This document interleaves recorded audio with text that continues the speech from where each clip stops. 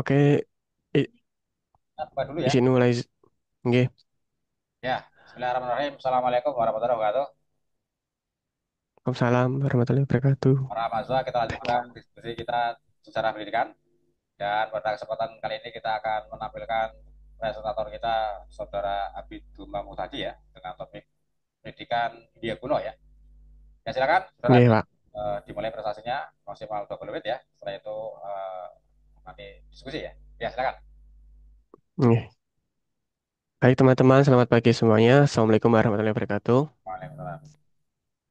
Jadi, topik kita pada pagi kali ini adalah pendidikan India kuno, di mana di topik-topik sebelumnya kita sudah menjelajahi banyak sekali bagaimana pendidikan di berbagai belahan dunia dan banyak mendetail di pendidikan Indonesia dari masa ke masa. Jadi kali ini kita akan belajar bagaimana sih pendidikan di belahan dunia lain, yaitu pada India kuno. Dengan judul Pendidikan India Kuno, Warisan Kebijaksanaan untuk Dunia Modern.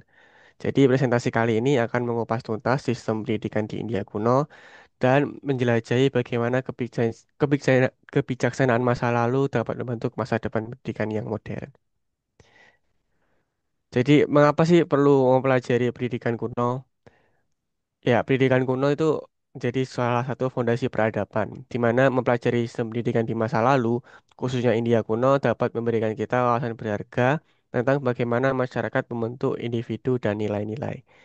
Sebelum ada universitas modern seperti sekarang, India pada saat itu sudah memiliki yang namanya Taksasila dan Nalanda, yaitu pusat-pusat pembelajaran yang menarik cendekiawan dari seluruh dunia.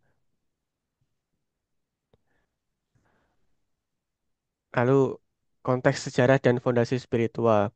Jadi setidaknya ada tiga periode pada masa pendidikan India kuno. Yang pertama adalah periode Veda, terjadi dalam waktu 1500 sebelum Masehi, di mana munculnya konsep-konsep awal pendidikan dan spiritualitas yang terintegrasi dalam kehidupan sehari-hari. Jadi ada relate-nya dengan daily life. Dan kedua adalah masa pasca Veda, setelah Veda, yaitu perkembangan lebih lanjut, lembaga-lembaga spiritual dan pendidikan formal, dan terakhir, yang ketiga adalah masa klasik Hindu-Buddha. Agama dan filsafat pada masa ini menjadi pilar utama dalam struktur sosial dan pendidikan, dan membentuk kurikulum serta metode pengajaran. Lalu, lembaga pendidikan kuno yang megah. Jadi pada saat itu ada tiga, yaitu gurukula, yaitu sistem belajar di rumah guru, di mana murid hidup bersama, belajar etika dan ilmu pengetahuan secara langsung dari guru. Mungkin pada masa ini tidak jauh seperti asrama atau pondok-pondok pesantren. Tapi bedanya pondok pesantren ya Islam, pada saat itu Buddha ajarannya. Yang kedua adalah Taksashila, diperkirakan sebagai universitas tertua pada 700 sebelum pada tahun 700 sebelum Masehi, dan menerima murid dari berbagai negara yang menjadi pusat keilmuan yang terkenal.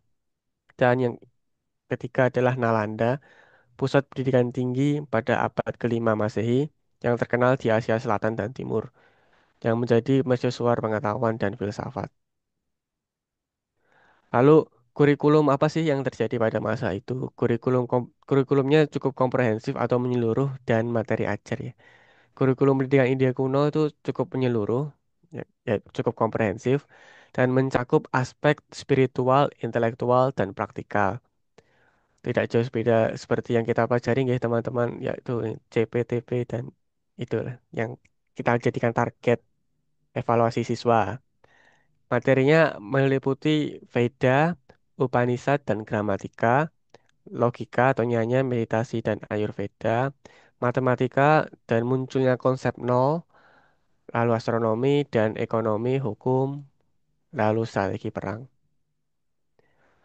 Lalu metode pengajaran apa sih yang terjadi saat di pendidikan India kuno saat itu? Metode pengajarannya yaitu pertama tradisi lisan dan hafalan. Pengetahuan diturunkan secara lisan dan dihafal untuk memastikan keasliannya, seperti pada gambar ini. Yang kedua adalah dialog dan debat filosofis, sastra. Metode interaktif untuk mengembangkan pemikiran kritis dan pemahaman mendalam. Yang ketiga, relasi guru-murid yang erat. Guru dianggap sebagai sumber kebenaran dan transformasi, bukan sekedar pengajar. Yang terakhir adalah analogi dan cerita. Digunakan sebagai teknik pembelajaran untuk mempermudah pemahaman konsep kompleks.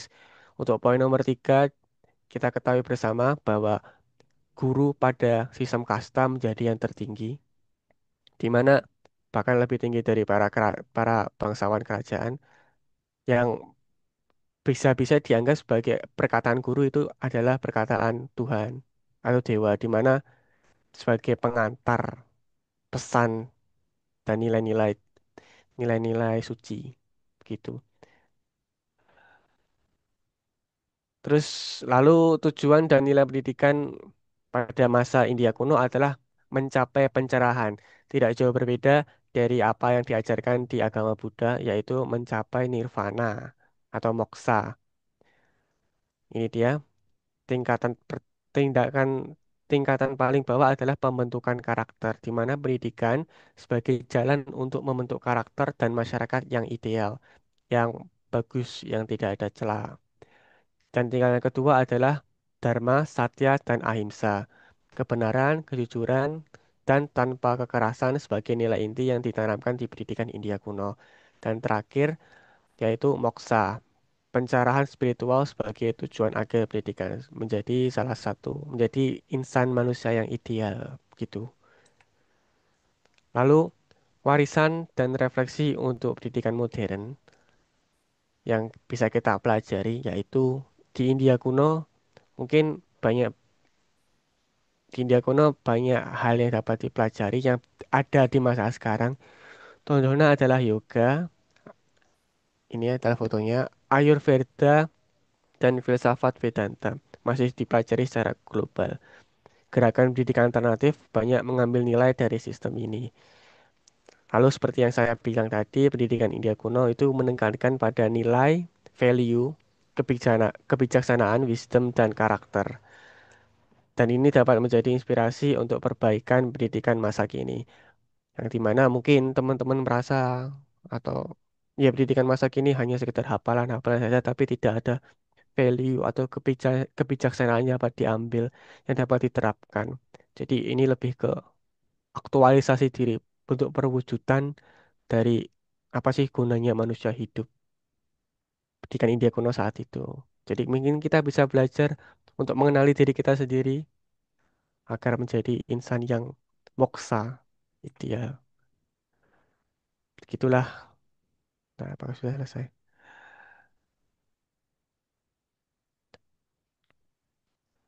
Jadi,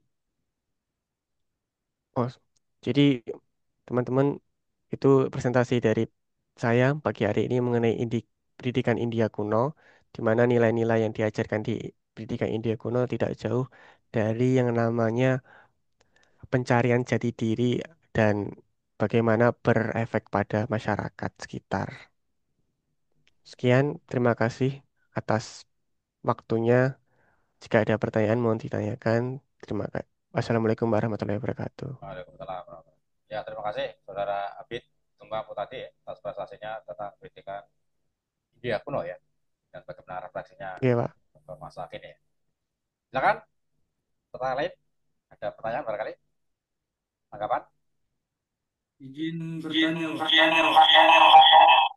Ya, silakan. Siapa ini? Ikram. Oh ya, silakan. Saudara Ikra, silakan. Pertanyaannya itu Pertanyaan bagaimana mana konsep kurikula itu itu membentuk untuk hubungan antara hubungan guru dan murid dan murid serta apa maknanya bagi Bang Ika di ketek saja suaranya nganu menggema seperti di gua. Jadi nggak tahu pertanyaannya apa. itu mungkin pakai dua anu ya, dua alat ya. Iya, dua alat. Matematika salah satu dulu.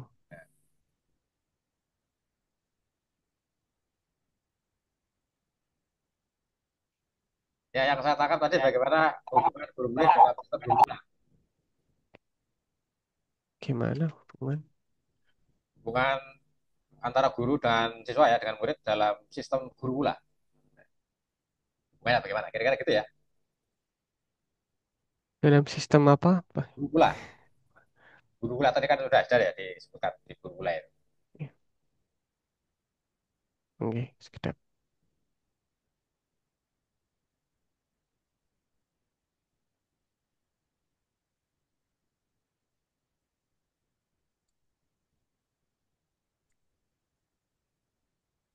Nah, itu guru pula.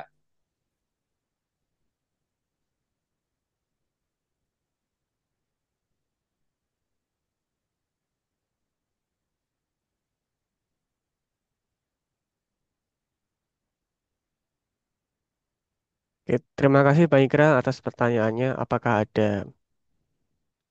mungkin saya tampung dulu atau mungkin langsung dijawab Bapak. Ya, silakan. Boleh langsung. Jadi Bang Ikra, dalam sistem gurukula pada India kuno itu siswa sangat intim, mendalam, dan bersifat spiritual. Bahkan bisa dibilang lebih ke relasi orang tua dan anak secara rohani. Dan cukup berlangsung secara hormat dan ya sangat erat.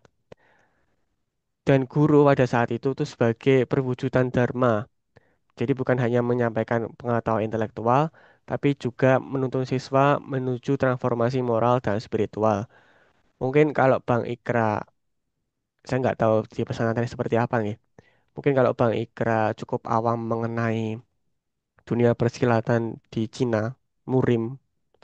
Jadi master, seorang guru tuh bahkan dianggap sebagai master.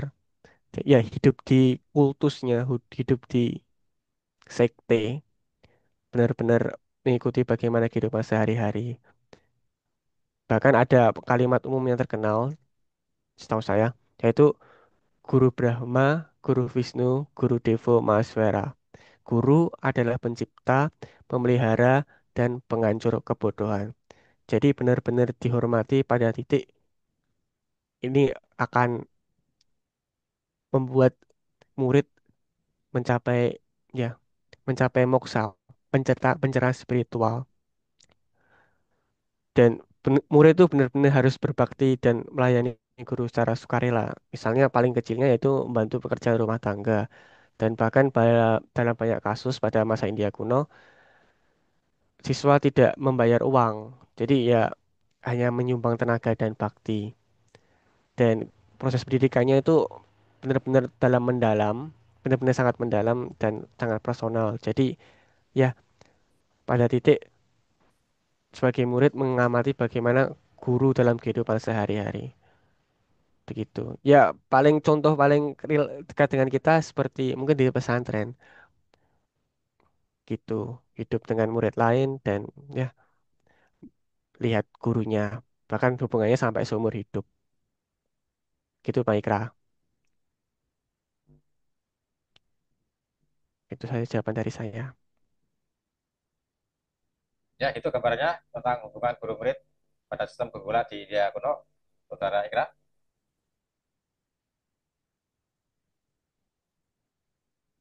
Ya, barangkali yang lain, silakan.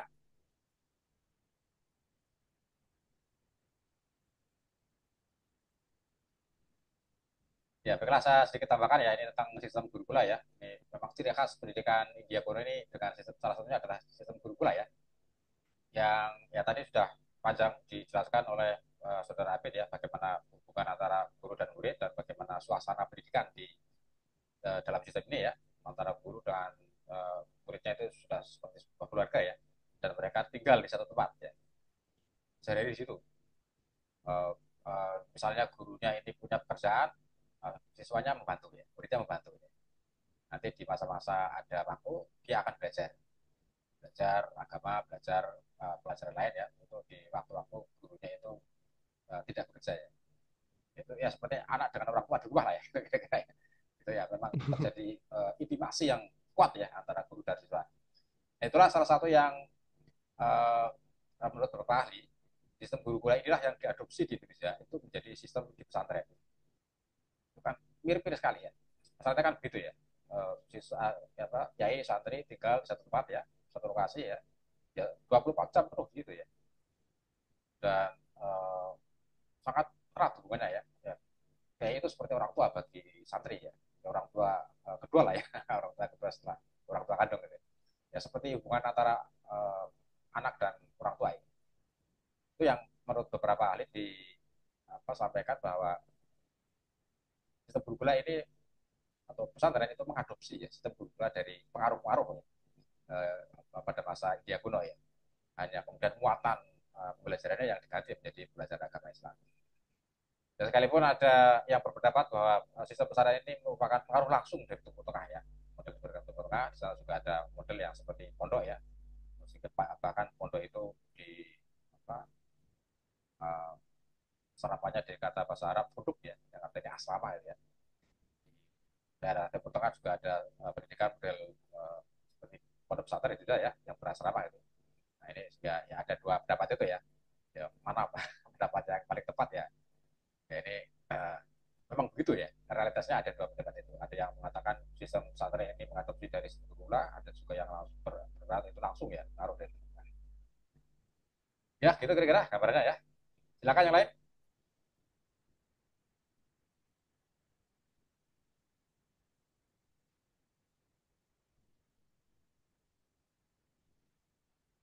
Ya sedikit saya review ya ini pendidikan di India ya masa kuno sampai kira-kira refleksinya bagaimana hari ini ya. Eh, dari penjelasan saudara Abi tadi dapat kita tangkap bahwa pendidikan pada masa India kuno ini eh, ya menekankan pada pendidikan keagamaan tidak jauh beda dengan di Mesir ya. Hanya pada masa India ini sudah menekankan pada agama Hindu Buddha ya, terutama Hindu ya, yang lebih kuat ya. Nah, sejak kuno sudah menekankan pada pendidikan keagamaan dan bahkan sudah uh, maju ya pendidikannya ya sampai tadi ada pendidikan di Nalanda ya. Ini seperti perguruan tinggi ya di Nalanda ya. Nah, sehingga ya uh, masa kuno sudah berfokus pada pendidikan keagamaan. Nah ini yang agak berbeda dengan Mesir ya. Kalau Mesir sampai hari ini masih kental sekali pendidikan agamanya. Tapi India tidak begitu ya. Nah ini ada faktor yang menyebabkan pendidikan di India tidak berkembang seperti di Mesir ya, yang masih kuat pendidikan agamanya. Nah, itu tidak lepas dari juga masa-masa yang pernah dialami oleh India ya, seperti Indonesia ya, masa-masa penjajahan Inggris ya. Gitu ya. Nah, nah sehingga ya ini ada pengaruh-pengaruh dari model-model pendidikan Barat, ya, terutama dari Inggris ya. Dan ada salah satu tokoh di India itu yang berperan ya di dalam mengadopsi ya atau mengkombinasikan ya antara pendidikan di India asli ya dengan pendidikan di model Barat ya Inggris ya. Tokoh itu adalah Rabbi Dara Tahuri, seorang sastrawan ya yang terkenal dengan bukunya atau kumpulan puisinya ya, kita nyali itu ya Rabbi Dara Tahuri.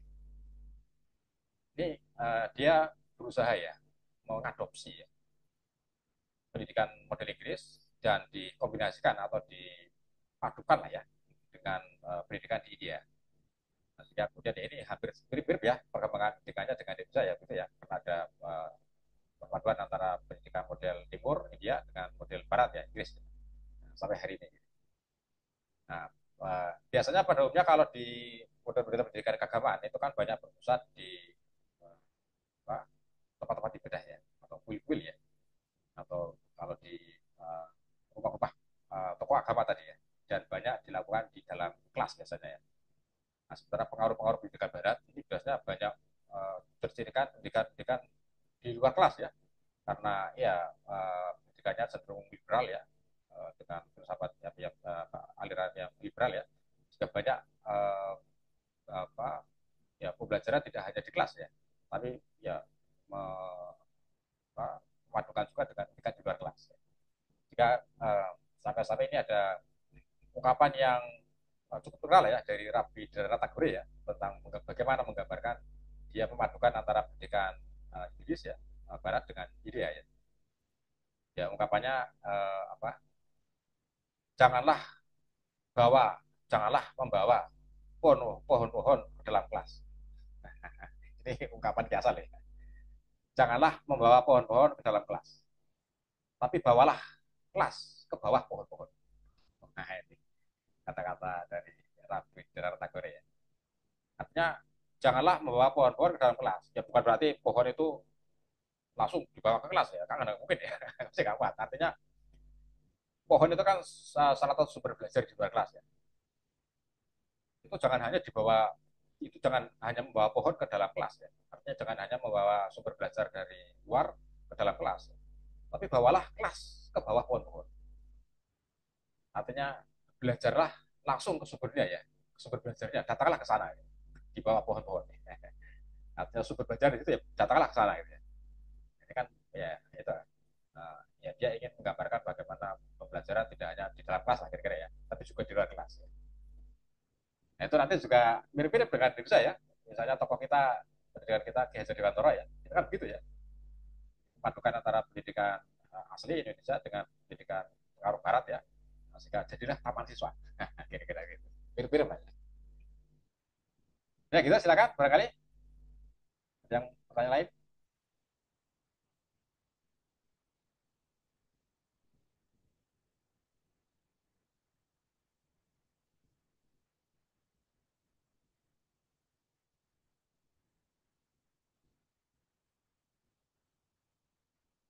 Masih ada waktu ini.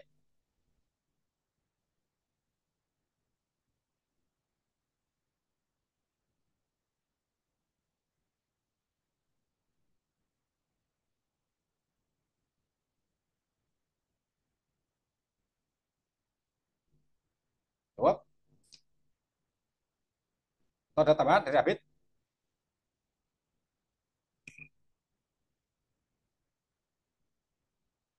Ya, ini salah satu juga ya. Relasi antara guru dan murid ya dengan siswa ya. Di Diagono itu antara guru dan murid ya. Itu kan sangat intim. Dan guru itu sangat dihormati. Maka tadi ada ungkapan itu ya. Posisi guru bagi siswa itu banyak predikat ya. Banyak posisi lah ya. Sehingga guru sangat dihormati. Ya. Nah itu juga yang Mungkin saya berlaku.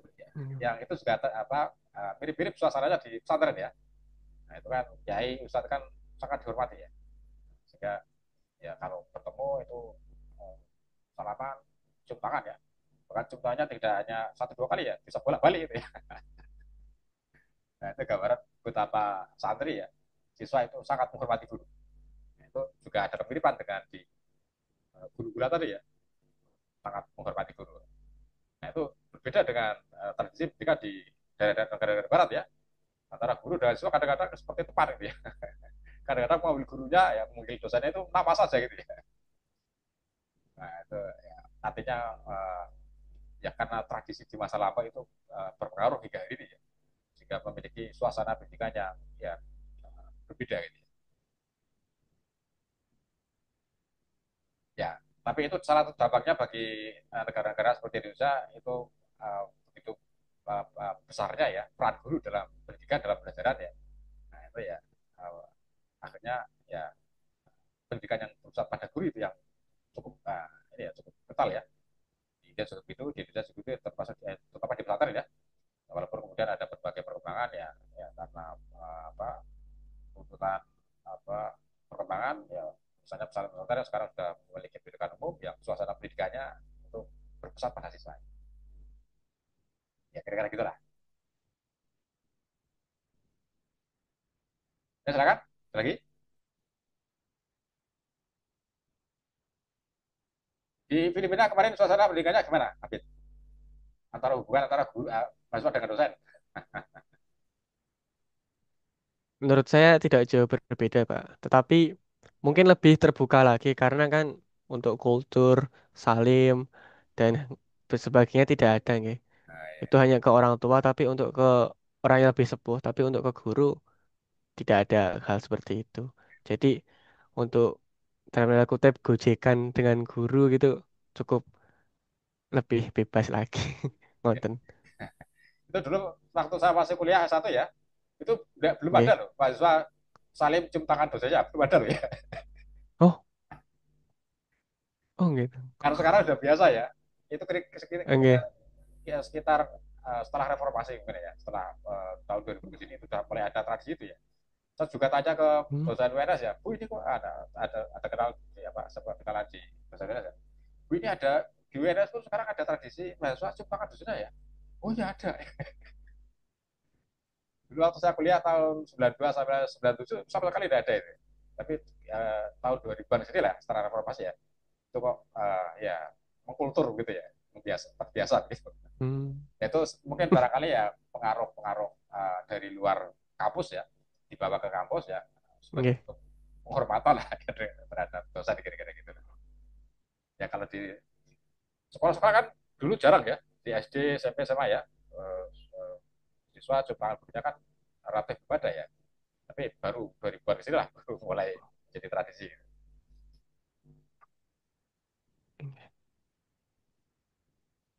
Pas saya SD sampun enten, Pak. Beda ya. Tahun berapa itu? Nggih, 2008 harusnya. Wah, ya kan 2000 sini ya. Iya. Ini, tapi anu ya, saya tanya ke dosen-dosen itu, ini mahasiswa UNS kok sangat hormat kepada saya ya sampai cium tangan gitu ya. Itu pengaruh enggak ke suasana akademik? Wah, tidak sama sekali. Jadi sekalipun mahasiswa ketemu dosennya saling tangan 10 kali pun ya. Kalau tugasnya nggak beres ya tetap artinya secara akademik ya mereka tetap menjaga ya. Tetap sangat ketat ya. Walaupun wah ya dosennya bodoh-bodoh itu sisi lain lah ya. Secara proses akademik tetap berjalan ya. Ya artinya mereka wah kita tetap galak ya dalam hal akademik gitu. Ya itulah cerita ya. Cukup ini atau ada lain? Cukup, Pak. Nah, ya. Nah, Sampun. baiklah, kita akhiri untuk sesi ini ya. Terima kasih Saudara Abid Dumam tadi atas penjelasannya dan diskusinya untuk kesempatan kali ini. Ya. Nah, kita bertemu pada kesempatan yang lain. Kita akhiri. Wassalamualaikum warahmatullahi wabarakatuh. Waalaikumsalam warahmatullahi wabarakatuh. Terima kasih, Pak Yudi. Ya.